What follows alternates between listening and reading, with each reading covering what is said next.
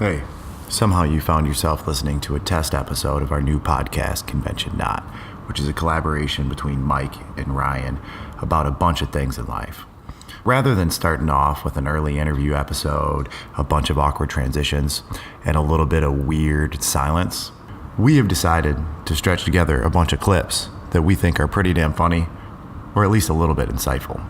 We also solicited some ads from a couple vendors for this test campaign. Cheers.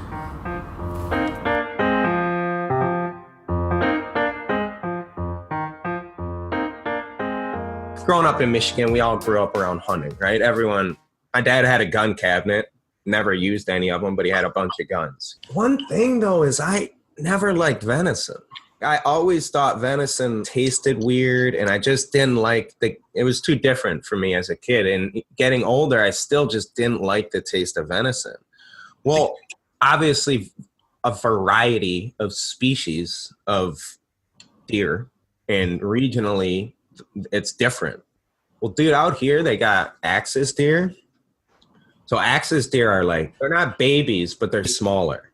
And there's other islands where you don't need a permit. There's too many of them. It's readily available. The meat, dude, I would shoot an axis deer.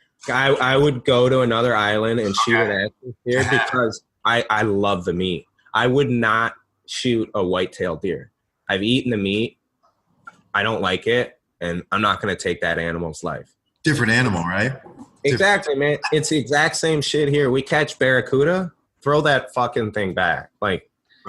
We ain't going to eat it. Don't kill it. And I respect anybody who wants to fucking hunt. I just think there's certain shit where I don't know. I would assume bear meat is either good or at least a delicacy, but fuck, man, we got to shoot bears? So there's two things. I think this is part of the thing about categoric opposition, which is a whole other subject for a different show, right? But people are categorically against hunting. There's sport hunting, which is meat in the pursuit, in the primal pursuit. People can. Yep. There's trophy hunting, which is a different thing. The Jimmy John's guy, notorious. And who is this? The owner of Jimmy John's, taking large animals just to take them as trophy. Oh, is he super out about just being a jackass? How are these dudes in these positions? Why doesn't someone just say I don't care, just be more private. You don't have to wear that shirt every time you speak to everyone. Jimmy, you're hurting our image, bro. We've got an awfully interesting climate, which... No. Yeah, kill an elephant, right? This guy. Where can you kill an elephant? Most hunters are conservationists. Things become clickbait, and tragic things become easy. This guy is not a good guy. Look, elephants, rhinoceros. Where in the world can you kill an elephant?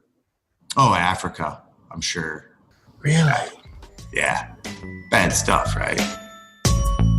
I'm here to tell you about trombones, beard wipes. Have you ever been out on a night on a town and you met yourself a little lot lizard? You spent the night with her in the truck, but you know you got to go home to your sweet little old lady? Well, let me tell you about trombones beard wipes. They will take that little lot lizard right out of there, wipe her essential oils right away. You can go to work the next day. That's right.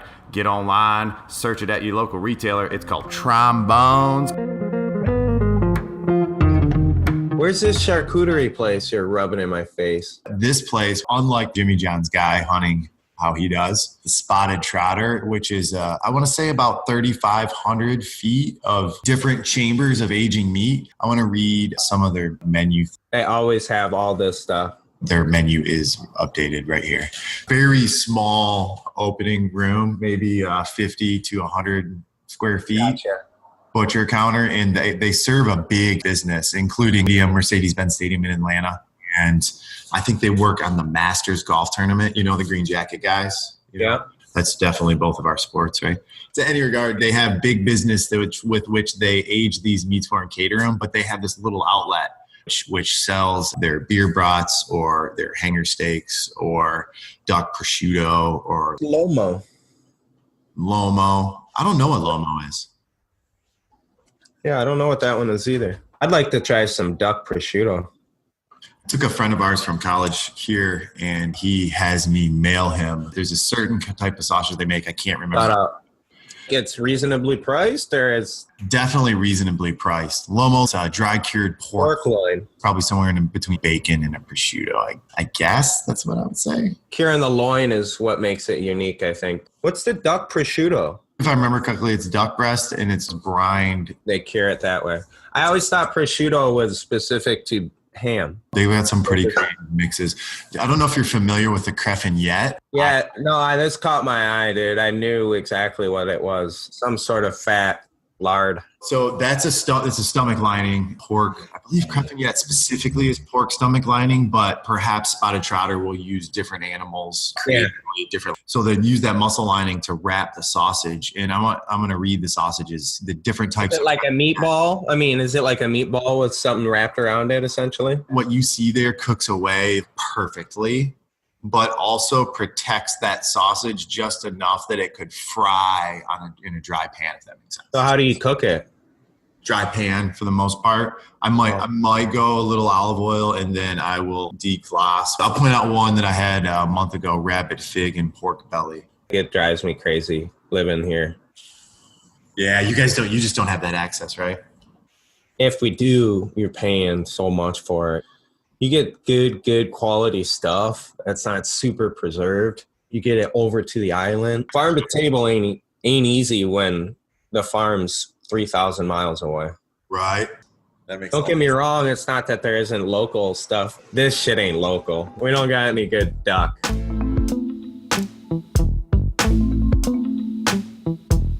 I got a pair of Jordans. Hold on. You do? Okay. Michael's off to get his Jordans. He's bringing them to the table.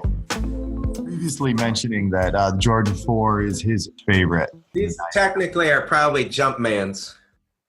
Jumpmans are not official Jordan. Look at how obnoxious they are. Do you ball in those shoes? Well, I've played basketball while wearing them before. Those are cool.